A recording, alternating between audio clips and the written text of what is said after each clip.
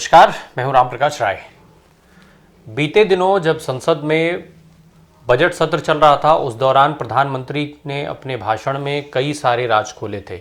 उन्होंने राहुल गांधी के तमाम सवालों का जवाब देते हुए, जिसकी उम्मीद की जा रही थी उसमें से कुछ सवालों के जवाब देते हुए जो है वो राहुल गांधी पर न केवल कई सारे हमले किए, बल्कि कांग्रेस से लेकर के गांधी और नेहरू सरनेम तक कई सारी बातें कही। साथ ही साथ प्रधानमंत्री ने जो है वो विपक्षी एकता पर भी सवाल उठाए। दरअसल अपने भाषण में प्रधानमंत्री ने ये बात कही थी कि जो पूरा विपक्ष है वो उनको हराने के लिए एक साथ आने की बात करता है, और साथ ही साथ उन्होंने जिक्र किया था ईडी का। प्रधानमंत्री ने अपने जो उस भाषण में ये बात कही थी कि ईडी के डर के चलते ये सारे लोग जो विपक्ष में हैं वो एक मंच पर आ गए हैं। तो इस तरीके की चीज़ें उस समय हुई थी। हालांकि अब एक नए खुलासे के बाद चीज़ें कुछ अलग दिखाई दे रही हैं। दरअसल एक खुलासे के मुताबिक प्रधानमंत्री नरेंद्र मोदी को हराने के लिए एक ऐसी साजिश रची जा रही है जो न केवल देश के कुछ नेता, कुछ पार्टियां उसमें शामिल हैं, बल्कि कुछ विदेशी ताकतें भी उसमें शामिल मानी जा रही हैं। अंग्रेजी के अखबार द संडे गार्जियन की रिपोर्ट के मुताबिक इस चीज़ का खुलासा हुआ है। द संडे गार्डियन ने बाकायदा अपनी लीड स्टोरी में इस चीज़ को रिपोर्ट किया है कि किस तरीके से प्रधानमंत्री नरेंद्र मोदी के खिलाफ साजिश रची जा रही है। ये जो साजिश है वो साल 2024 के लोकसभा चुनाव में प्रधानमंत्री नरेंद्र मोदी को रोकने के लिए रची जा रही है, और इसके संबंध में कई सारी बैठकें हो चुकी हैं। नई दिल्ली से लेकर के और लंदन तक इस तरीके की कुछ सीक्रेट मुलाकातें हुई, कुछ सीक्रेट मीटिंग्स हुई, और जिसके बाद जो है इन खबरों ने जोर पकड़ा। ये माना जा रहा है कि ये ये पूरी बैठकें हुई, उन सारी बैठकों में 2024 का चुनाव जो है वो अहम मुद्दा रहा, और इस पूरे मुद्दे में सबसे जो डिस्कशन का पॉइंट था वो किस तरीके से प्रधानमंत्री नरेंद्र मोदी को रोका जाए। तो अब द संडे गार्डियन की इस रिपोर्ट के आने के बाद लोकसभा चुनाव की तैयारी में जहां एक तरफ सारे राजनीतिक दल लगे हुए हैं, ऐसे में सियासी माहौल जो है वो और गर्म हो गया है।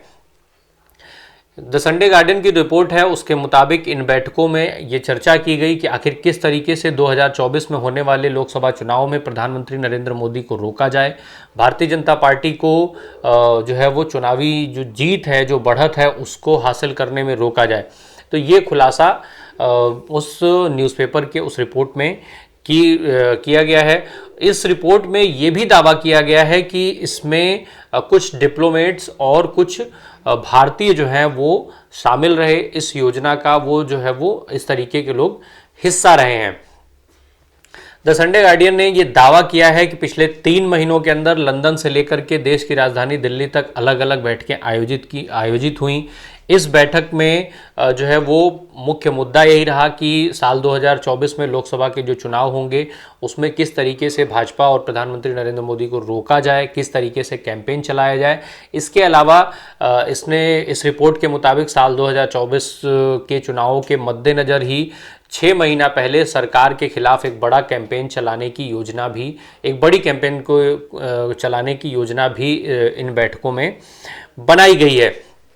तो ये पूरा का पूरा जो अभियान है वो प्रधानमंत्री नरेंद्र मोदी के खिलाफ बताया जा रहा है इस लीड स्टोरी के, इस अखबार की स्टोरी के मुताबिक। अब हम आपको ये बता दें कि द संडे गार्जियन जो अखबार है वो जो देश में एक पूर्व पत्रकार जो बड़े नाम रहे, जिनका बाद में राजनीति में भी पदार्पण हुआ, एमजे अकबर, उनके द्वारा साल 2010 में इस अखबार को शुरू किया गया था। वर्तमान समय में ये जो अखबार है वो ITV नेटवर्क यानी उस नेटवर्क का हिस्सा है जिसके अंतर्गत इंडिया न्यूज़ जैसी जो है वो न्यूज़ चैनल आता है। तो ITV नेटवर्क जो है आज की तारीख में इस अखबार का स्वामित्व रखता है। हालांकि इस रिपोर्ट को लेकर के कई सारे सवाल भी उठाए जा रहे हैं। कई जगहों पर जो सोशल मीडिया पर तमाम होता है कि एक तरफ एक रिपोर्ट आती है और दूसरी तरफ उसका विश्लेषण शुरू होता है। विश्लेषण में कई सारी चीज़ें निकल करके आती हैं। तो विश्लेषण में कहीं कहीं इस रिपोर्ट पर सवाल भी उठाए जा रहे हैं कि इस तरीके की रिपोर्ट आखिर कैसे आई। खैर, अखबारों का काम है रिपोर्ट करना। अखबार ने रिपोर्ट किया है, उसके जो भी सोर्सेज हैं उन सोर्सेज के हवाले से।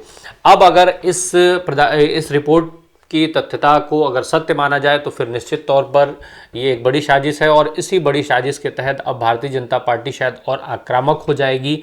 जिस तरीके से पीछे हिंडनबर्ग की रिपोर्ट को लेकर के भाजपा के तमाम जो प्रवक्ता रहे उनको देखा गया था। दरअसल हिंडनबर्ग की रिपोर्ट आने के बाद कई सारे नेताओं के से अलग जो है देश के कई बुद्धिजीवियों द्वारा भी ये बात कही गई कि ये सारी चीज़ें जो है वो भारत को आगे बढ़ने से रोकने की साजिश है। इसमें सबसे ज़्यादा प्रसिद्धि मिली थी पूर्व क्रिकेटर जो वीरेंद्र सहवाग थे। जब उन्होंने इस बात को उठाया था उन्होंने अपने सोशल मीडिया प्लेटफॉर्म पे ये लिखा था कि गोरों को जो है वो भारतीयों का आगे बढ़ना कभी रास नहीं आता है। तो उन्होंने स्पष्ट तौर पर ये बात कही थी कि हिंडनबर्ग की जो रिपोर्ट है वो एक साजिश है, और वो केवल भारत की अर्थव्यवस्था मजबूती से आगे बढ़ रही है और भारत जो आगे बढ़ रहा है उसको रोकने के लिए इस साजिश को अंजाम दिया गया।